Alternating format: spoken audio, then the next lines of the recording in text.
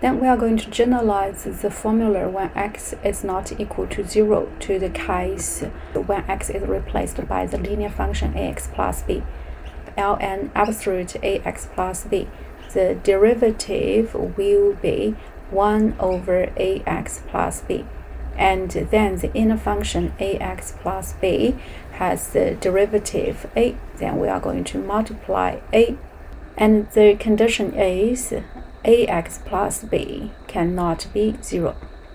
For the corresponding integration, we will have 1 over ax plus b dx.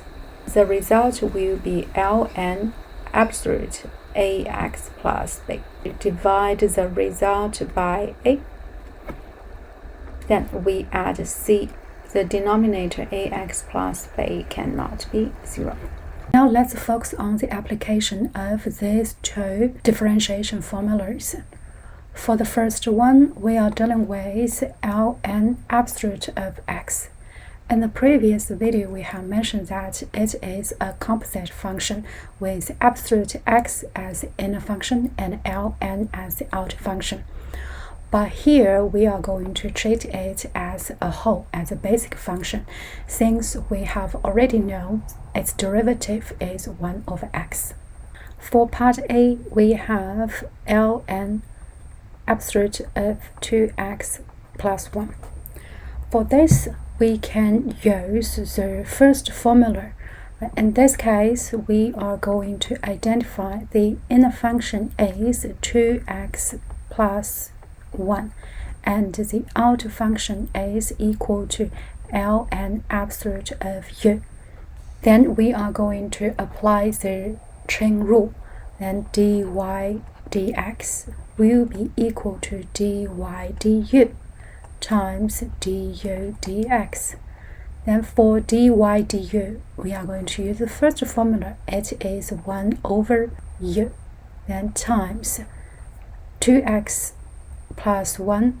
Differentiate this one with respect to x, we will have 2.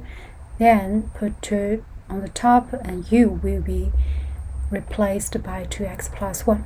We can also use the second formula to get the answer quickly, because the inner function is a linear function 2x plus 1, then it is the second form with the coefficient of x being 2.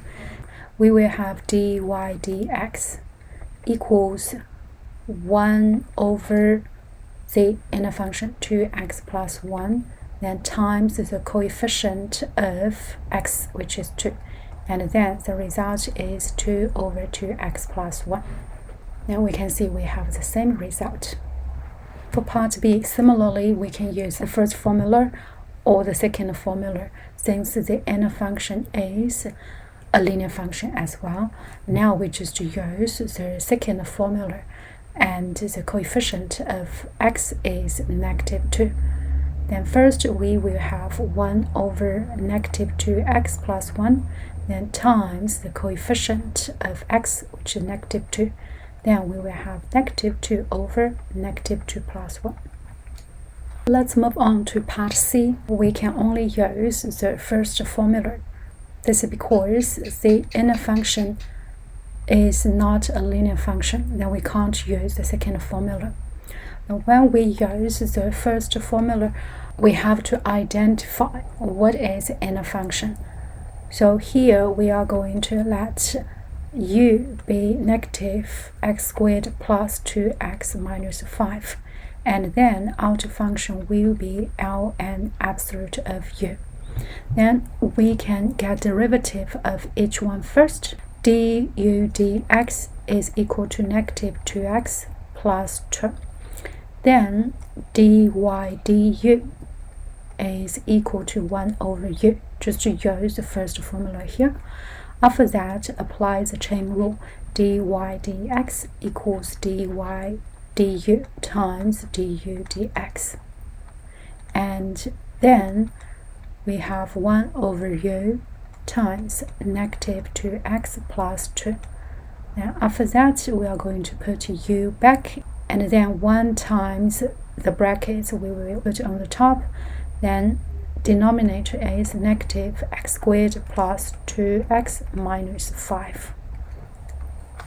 For part D, first we are going to identify whether we are going to use the first formula or the second formula. Since the inner function is not a linear function of x, then we have to use the first formula. And in this case, we are going to identify the inner function. We will let u be x plus root x squared minus 4. And then outer function will be y equals ln absolute of u. We get the derivative of each part. So for y equals ln absolute of u, it is just the form of the first one. Then we will have dy du directly, 1 over u. And the main thing is about du dx. We are going to rewrite the root sign to the third form. We will have x plus x squared minus 4 all to the power of half. Then we are going to use the power rule, x to the power n. The derivative is equal to n times x to the power n minus 1. Therefore, for du dx, we will have the derivative of x is 1. And then for this part, it's a composite function as well. We are going to deal with it slowly. First, put the index half to front, then keep the brackets. The index will become a half minus 1, which is negative a half, and record the index here. The item in the brackets is still function. Then the derivative is equal to 2x times 2x. Then we are going to simplify this one a little bit. Here a half and a number 2, then they can be simplified to 1. We will have 1 plus, then negative a half can be converted to the positive a half, but should be the denominator, then times x. The power half we can convert to the root sign. Then the final answer will be x over root x minus 4. When everything is ready, we are going to get dy dx using the chain rule. It is dy du times du dx. Then 1 over u times the brackets 1 plus x over root x squared minus 4. Now we have to substitute u back, which is equal to x plus root x squared minus 4.